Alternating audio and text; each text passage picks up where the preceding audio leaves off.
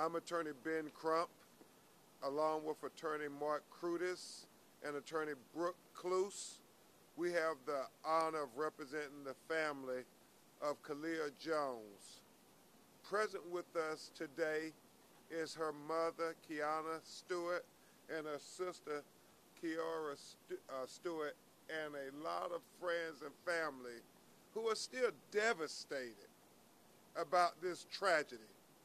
I've worked with Attorney Crudis on many matters here in Virginia, and this is one of the most heartbreaking ones because this is a child who went to school somewhere where we expect our children to be safe. I think about the pain of Kiana saying, I sent my daughter to school where people are supposed to take care of her, make sure she's safe, and at minimum, follow the state laws, follow the policies and regulations at the school, and at most, follow common sense. This is not just about getting justice for Kaleiah, it's about having a teachable moment for Newport News, having a teachable moment for the state of Virginia, having a teachable moment for America.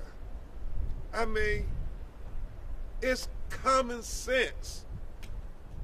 A person passes out, you check for a pulse, you do CPR, you get a defibrillator. Attorney Crudis is going to go into detail because he's a brilliant lawyer and he's going to tell you all the technicalities, but this is common sense. My 11-year-old daughter understands when somebody passes out, you check for a pulse, and if you don't have one, you try to render aid. You try to do CPR. And we all know now that you try to see if there's a defibrillator. And Attorney Crudis, the state of Virginia, I understand, made it law in 2023 that every school must have working defibrillators in them. And they even have policy, I understand from Attorney Crudis, that everybody had to be trained on how to use the defibrillators. But yet, none of those in charge of the school got the defibrillator. And Mark is going to talk about our lawsuit where it is very clear that had they just used the defibrillator, got the oxygen going to her brain, that Kaleiah would be here today, she would be smiling that beautiful smile today. She would be looking forward to talking about college. I mean, it's so unfair. 16 years old, you're at school, it's preventable. This has to be a teachable moment. So no other family has to endure this. I think in 2012 there was a Virginia high school student who also died in a similar fate. We can't have any more. We just can't. That would be just a stain on everything we hold dear, especially the legacy of Kaleiah and the other young lady. I say this before I turn it over to Attorney Crudis. We filed this lawsuit because we can't just let people simply say, oh, that was unfortunate, and sweep it under the rug. If it was your child,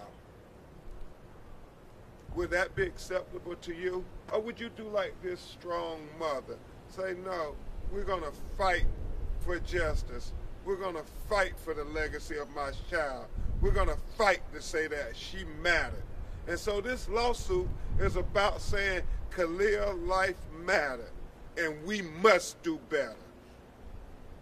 Attorney Mark Crudis, who I've had the honor of working with to get justice for other families here in Virginia, is my great co-counsel, and he's going to talk to you about some of the merits of our $85 million lawsuit to send a message that we cannot have any of our children die like Kaleiah Jones died at the Menchville High School.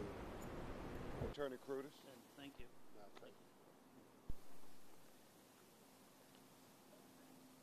I've worked with Ben before. You can see he brings great vigor and passion and care to all of these circumstances. In February 20 of this year, Kaleiah was starting her sophomore year at Menchville High School. She was really loved by her peers. She was doing really well in school. Her best class seemed to be history. She had an A in that class. She was attending a class at the driver's education. And when she emerged from the driver's education class, she was smiling and laughing with friends. And then she collapsed in the hallway. We know all this because we've seen a video taken at the school that has not been released to the public. It has not been released to us yet, but we had an opportunity to go into the school offices and to view that video. After seeing that video, we have filed the lawsuit today.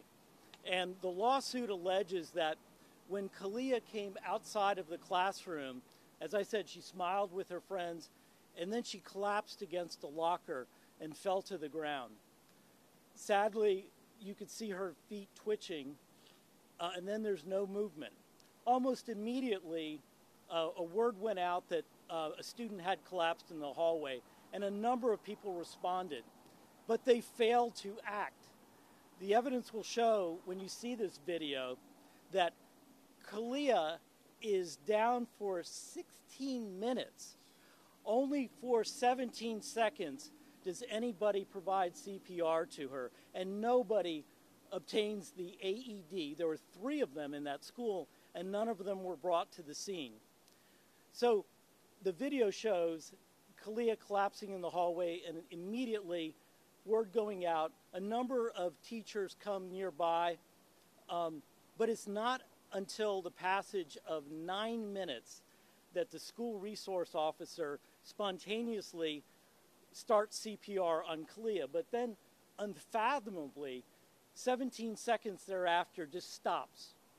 And then another 7 minutes pass before the rescue squad arrives at the school. When the rescue squad arrives, I believe it shows them to be perplexed and angry when you look at the evidence. An AED is requested. This is a device that provides an electronic charge to somebody that does not have a rhythm.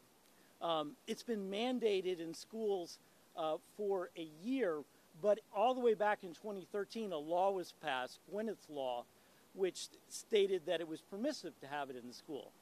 This school appropriately had 3 of them there, and to be a licensed professional in a school, an administrator or teacher, there is a requirement that you know CPR and that you also are experienced in operating an AED. Kaleiah needed her teachers, the assistant principal, the SROs, and the police on the scene to come forward and take charge of this matter. They are the individuals that when you send your child out, you're trusting that they will take care of your children. But no one unfathomably does anything other for 17 seconds when the SRO provides CPR. It's inexplicable as to why it was stopped and why none of the others jumped in. The school nurse, the video shows, was kneeling right next to the SRO when he halted giving CPR. She was there the entire time period. Now, as I stated, and we've detailed in the complaint, for quite some time, there has been a requirement that schools have a plan. This is mandated by state law to deal with emergencies just like this. And the school required all of its teachers, its principals, assistant principals, and other individuals to be CPR and AED certified. They did not step in. The rescue squad, when they arrived, they started CPR. They affixed the AED. At that point, it did not advise a shock. CPR was commenced, and then in a Lucas machine, which is a separate standalone machine that provides CPR, was utilized. The rescue squad, as I said, they arrived after 16 minutes. They did CPR at the scene. Then she was transported to the hospital in full code.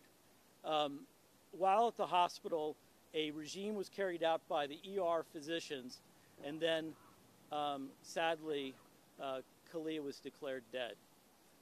Her mother finally received a call from the school. There was a number of people that were called initially. She rushed to the school, to the hospital, only to find out that at that point that her daughter had passed away. I have been spending time with Kiana Stewart, the mother who's right here, and she has shared with me how difficult this has been for her. She wants the legacy of her daughter to mean something, to not drift away. And so that's why we are here today, and that's why we have filed a lawsuit. Now, Kiana is concerned about this moment.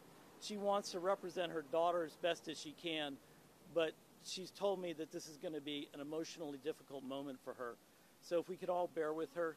Kiana, could you please tell us what you're thinking? And are there any Kleenexes? I actually wrote something that I wanted to say.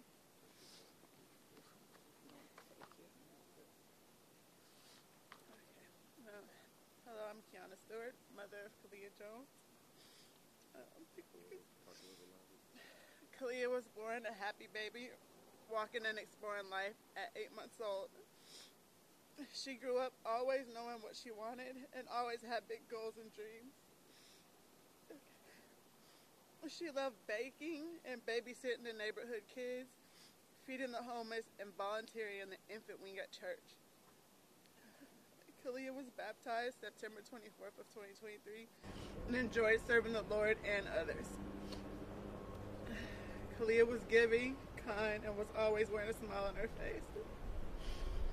She is and she was a great kid, a great person, great daughter, and a great sister. Without Kaleiah, our lives have drastically changed. On February 20th, my life as I knew it would never be the same. The day a mother or parent never wants to witness. As a parent, you always want to live to be buried by your children at an old age, never burying your child at a young age. Sorry. You're fine. Today and forever, my heart is broken.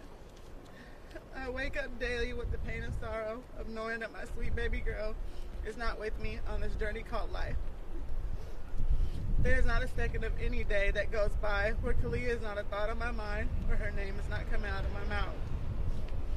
And I miss her tremendously, and this daily pain is so unbearable. No words can give me peace and understanding as to why this has happened and my baby girl has left us and went to be with the Lord. Every morning I wake up wishing this is a nightmare, and I go to Kaleiah's room only to realize that this nightmare is my new reality that I'm living in every single day. Nothing in life will be the same without her. Our family is left trying to figure out how to pick up the pieces. No cakes are being made. No tremendous laughter is filling the room. I will never get the opportunity to see Kaleiah fulfill every parent's dreams of getting her license, of graduating high school, or walking down the aisle on her wedding day. Sorry. I wouldn't wish this pain on anyone, nor can my mind grasp or come to terms with how or why we ended up here. We're standing here before you to be the voice of Kaleiah in hopes that no other parent will have to stand in my place as the voice for their child. Thank you. Thank you.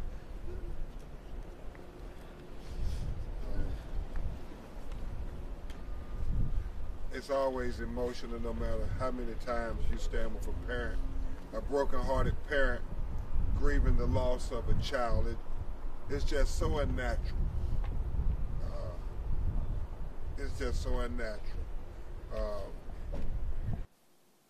I'm sure her sister tries to be there for her mother and her baby sister, but it's just unnatural. And so thank you so much, Kiana, for bearing your heart as we fight for justice for your child. Attorney Chris, unless you have something else, we'll take questions if you have some.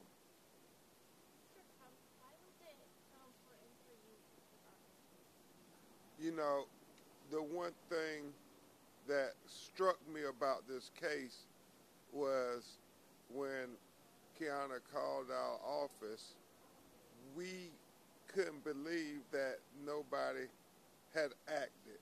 Nobody tried to save her, that she was just laying there. And our law firm had done a case for Zeke Upshaw, the professional basketball player in the National Basketball Association who passed out on a court in Michigan, and they didn't have the defibrillator to save him. And we successfully held them to account to try to say nowhere in professional basketball would that happen again, because the message was sent with our lawsuit. And so it made me think that I'm shocked that it hadn't happened in, you know, the high schools across America.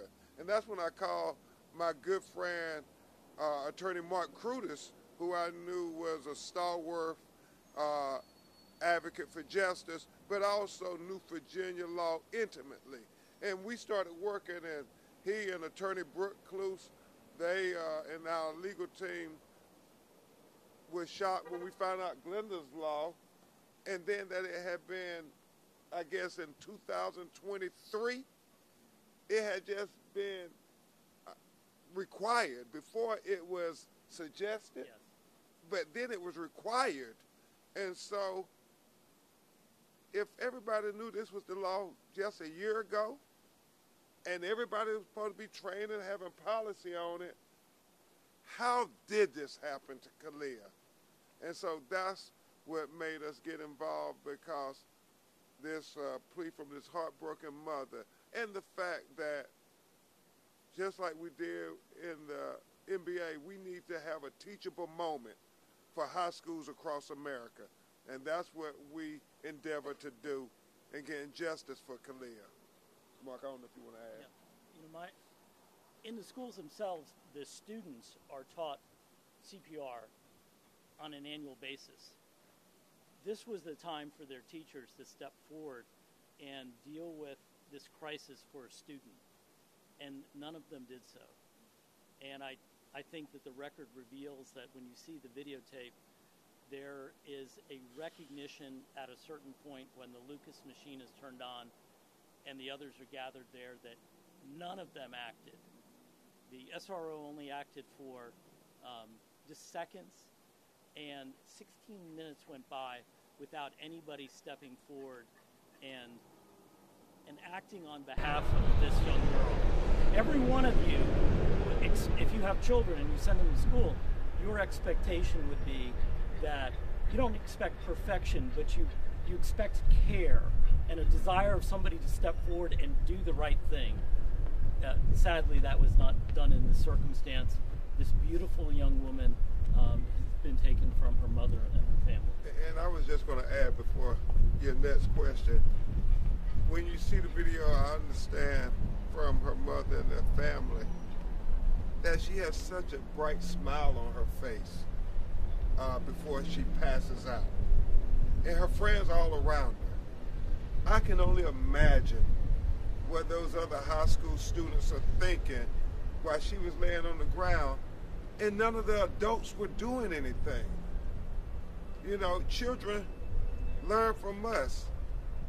And, you know, my grandmother said, I'd rather see a sermon than hear one any day of the week. Well, they didn't see any sermon that day.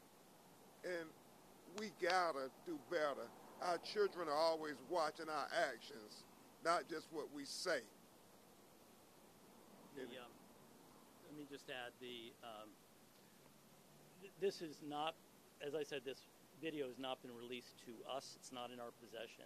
It hasn't been released to the public, but we were nonetheless invited to go to the school and watch it. And the video that we saw is from one mounted area, and you see 4 scenes at the time, simultaneously. And Kiana could not bear to go see it, and so she wanted her lawyers to go see it, and we did, and we reported back to her. I will tell you that the one thing that will make her smile is that her daughter's last moments were joking with friends. She literally has a smile looking over her shoulder and then collapses against the lockers. And this has been said, all of the kids were ushered away from the scene, and the grown-ups, the adults, the teachers, the administrators, the police, the SRO were there, but for 17 seconds did nothing material to help Kaleiah. Are there any other questions that you have?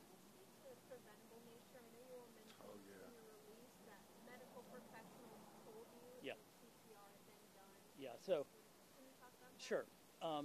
It's critical to get oxygenated blood in a 4 to 6 minute time period. So what could have been done is that CPR could have been provided until the AED was retrieved. There are 3 AEDs spread throughout the school. We got a floor plan of the AEDs, and there were 3 of them present. If those AEDs would have been provided, she's a young, relatively healthy young woman. The electrical charge from the AED, according to our experts, more likely than not would have allowed her to survive. This is the perfect circumstance for an AED to be utilized. A relatively healthy young person all her heart was needing was an electrical charge. That's what the AED does. And it doesn't require any great expertise.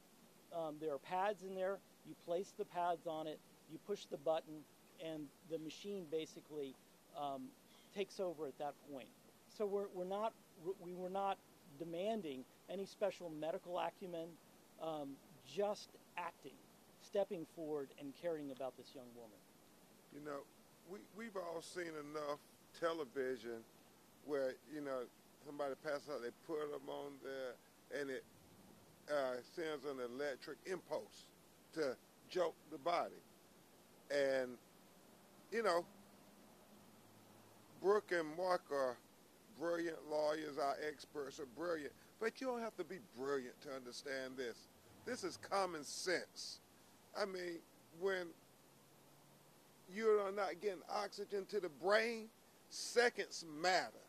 Time is of essence, because what you have to do is just get oxygen to the brain to be able to extend life. It's that simple. And they had everything there. The Virginia legislature had made it the law. We got defibrillators for this specific instance. That's exactly why they made the law.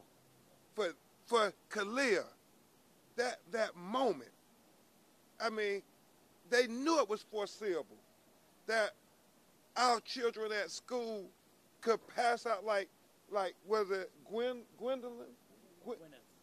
did in 2012. And so they had notice. They had notice. The law teaches us once you have notice, you have a duty to act. The state of Virginia acted. They made it mandatory that, hey, if any of the kids pass out, get the defibrillators, put it on them, give them a chance. It was preventable. The experts said our common sense tells us, our learned lived experiences affirm that her death was preventable if they would have only acted, if they would have only followed the law, if they only would have employed their common sense. Was there any indication Kaleiah was speaking at all? I know in the lawsuit it says they turned her over, rubbed it on her back. Was she ever speaking during this time? Was the video able to show you that? There's no sound with regard to the video. You can see, and it's difficult to say in front of a parent, but you could see her legs twitching originally, but then you see no movement thereafter. No sign of life other than just the first seconds. There was a requirement to step in. When the rescue squad, when the EMTs arrived, 16 minutes later, what they found was this young woman, asystole on the floor, no heartbeat, nobody performing CPR, and no AED on the scene. They said, go retrieve your AED and bring it here, and commence CPR at that time.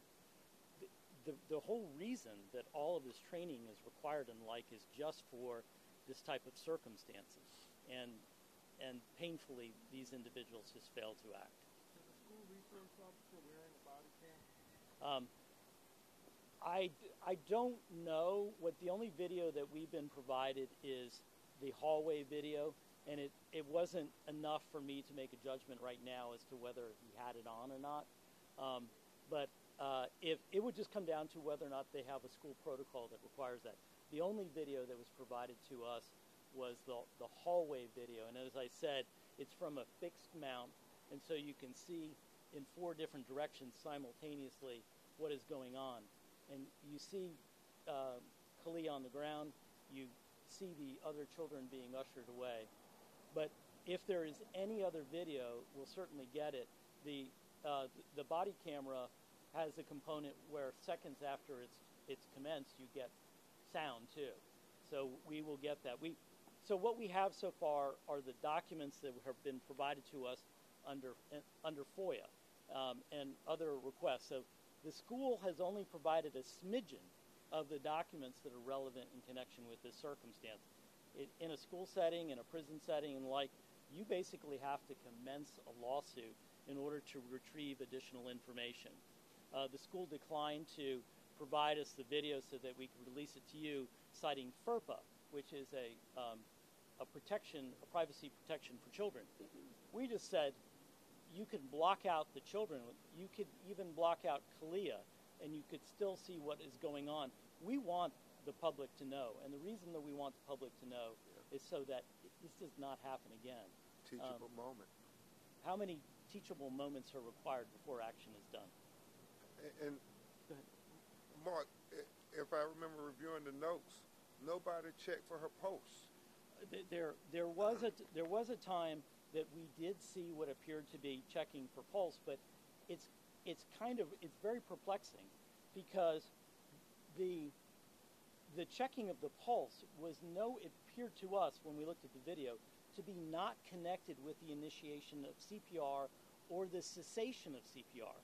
So if there was a pulse taken when she originally was down on the ground, then there's a passage of time where nothing is done, and then the SRO commences the CPR and then unfathomably stops 17 seconds later, and we did not see any type of rechecking at that point.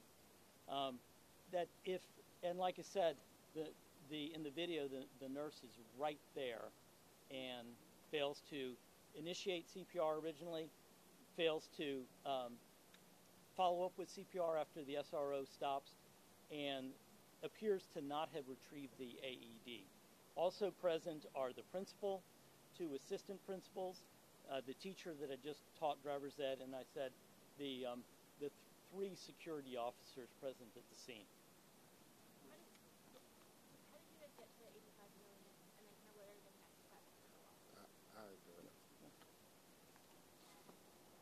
across America, I go around trying to argue about the value of life.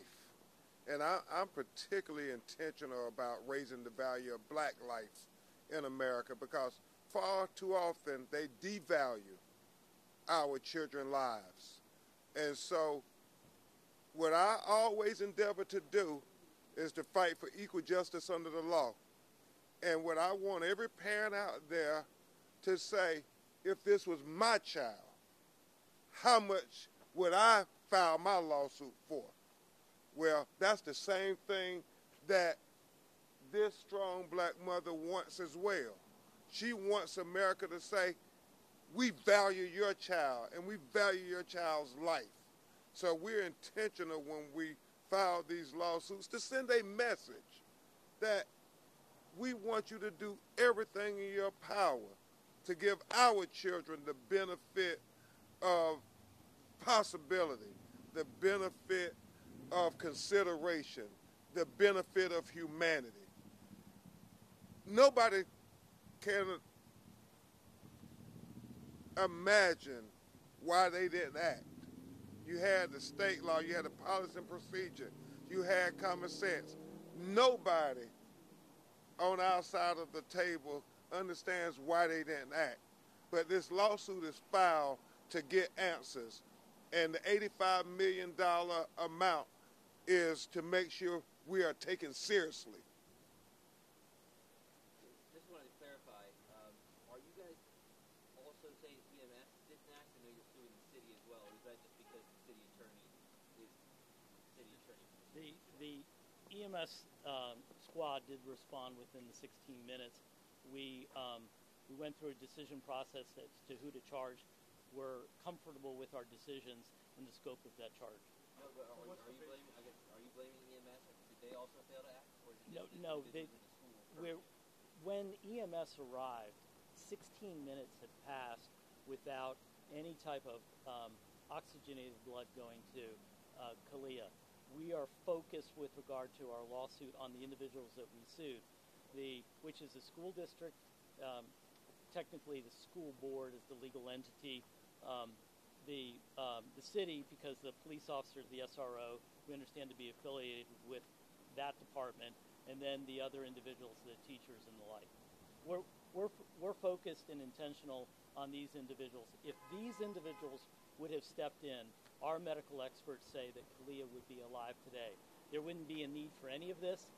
She would be looking forward to completing her year, and there would be a warm and happy household. And there is not. Are there additional questions? I just have a quick question. Prior to you all filing your lawsuit, were you provided any documents from the city or from the school that said that you were trained and you were not an AED? We received certain documents, and we also follow the laws to the requirements. But as part of our lawsuit, we will be checking in to see if the school fully carried out the requirement to have everybody certified, everybody capable, functional AEDs at the scene. That is part of a lawsuit. Is not just there's multiple facets to it, and one of them is to get answers to questions, and we're going to find out the answers to all of that. We got the totality of the information that the school district was willing to provide us under the law, which provides great discretion to them. And so, but a lawsuit, we're able to request documents under the force of law, subpoena from third parties and the like, and we plan on going forward with that. And is there belief any of these individuals knew about Kaleiah's medical condition that are being accused in the suit? And her medical condition was that she was on the ground, not breathing, with no oxygenated blood flow flowing through her. All it required was action by the individuals there. This doesn't require any great medical acumen. Every one of the individuals that are named in the complaint, we feel, had a duty to act, an obligation to act, and their failure to act caused her death legally. That is what we have stated in the lawsuit. All individuals named in the lawsuit are entitled to a trial. That will go forward eventually at some point, but We've made the assertions based upon the good faith that we have and the information that we have to date. But we're happy to answer more questions. In conclusion,